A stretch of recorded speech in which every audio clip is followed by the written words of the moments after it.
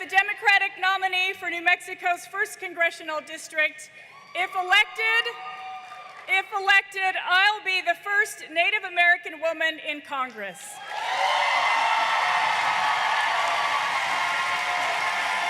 Thank you. Thank you. Thank you. Thank you. Thank you.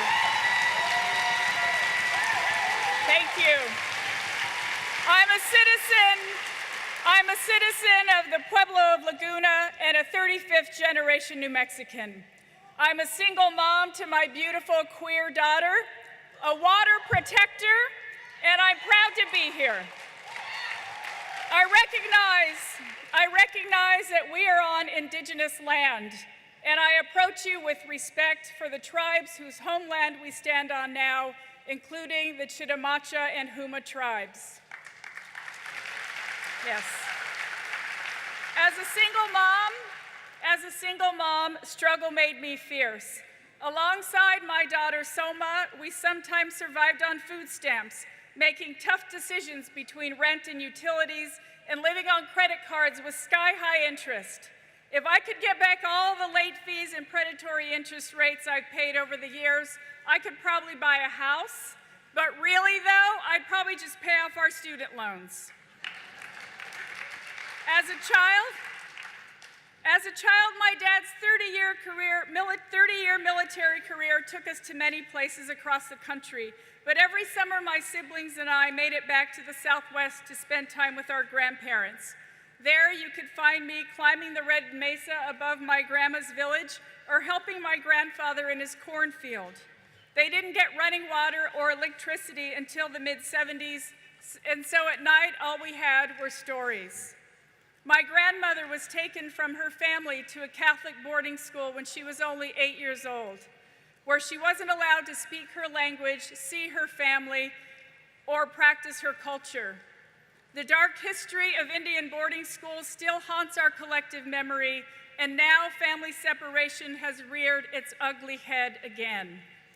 The story of forced family separation is as old as America. It has roots in slavery and has come up again and again with new, absurd rationale. It has always been wrong, and it always will be. Yes.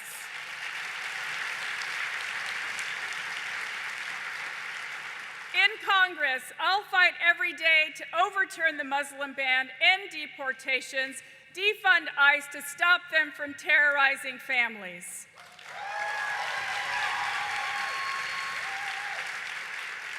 Change has been slow for Indigenous women, and we are in the fight of our lives. Across the country, there is an epidemic of violence against Native American women, and we have a crisis of missing and murdered victims who have never been counted. Savannah Graywind, Jermaine Charlo, Ashley Loring Heavy Runner.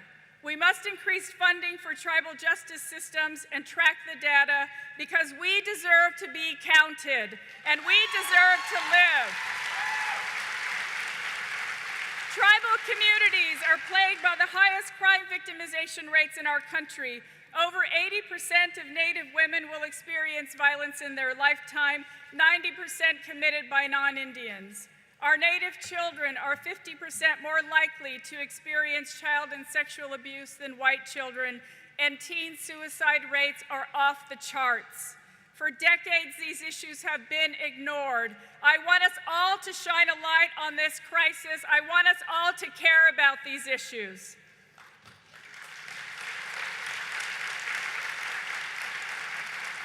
Indigenous justice is racial justice, is economic justice, and all of that is progressive. Our success is intertwined, and we must be together on this.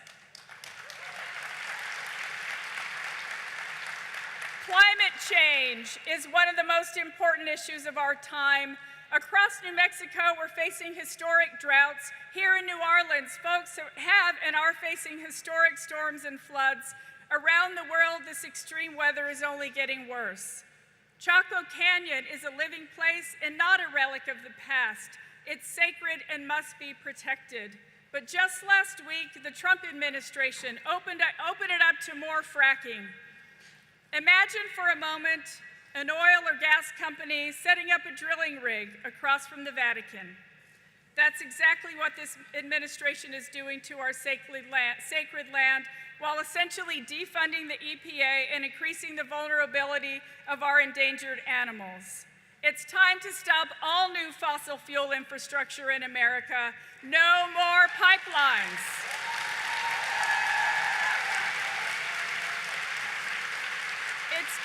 It's time for a renewable energy revolution, a Green New Deal. In New Mexico, we have nearly 300 days of sun per year. We're ready to power America. Let's get to work toward 100% renewable energy.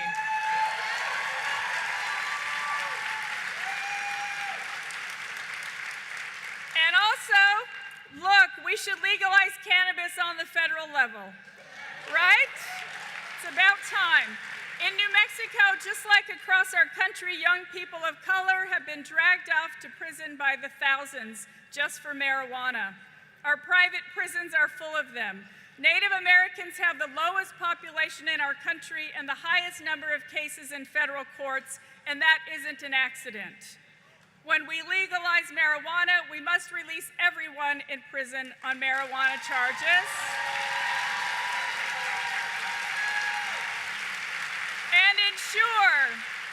And ensure that the people who have served their time don't languish in jail while others profit off of its legalization.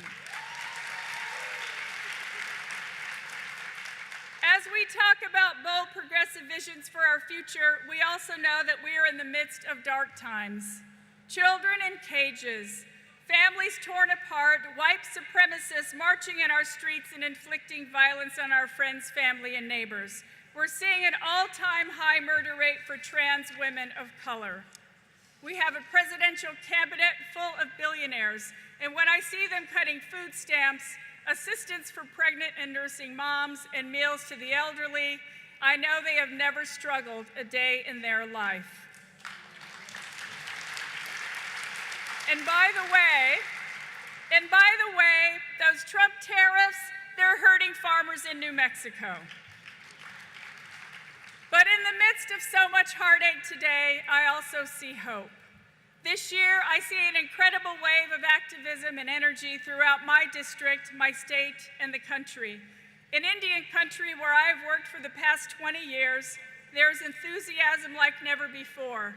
Indians couldn't even vote in New Mexico until 1948 because 70 years ago today, Isleta Pueblo member Miguel Trujillo and Marine Corps veteran had the courage to sue the state of New Mexico, and now our people are out and we're energized.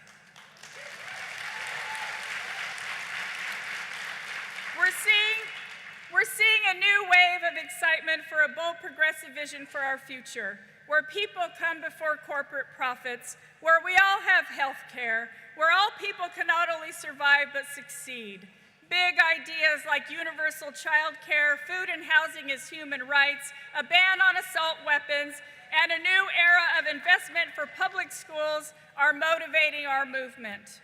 From Albuquerque to New Orleans, from the Lummi Nation to the Eastern Cherokee Nation, we have an unprecedented opportunity to make change. They say in 2018, we'll bring a blue wave. I say just a blue wave isn't enough. Let's bring a wave that includes representation for all of us. Indigenous people, trans people, working people, women, black and brown people, LGBTQ people, disabled folks, veterans, and everyone who has been sidelined. And yes, we must protect and expand Social Security. Donald Trump has hijacked America to line his pockets, but in 2018, progressives can and will put us on a new path. It's time to build an unbreakable coalition of people and progressive ideas that will change the face of America to a model of equity, democracy, and justice. Are you ready?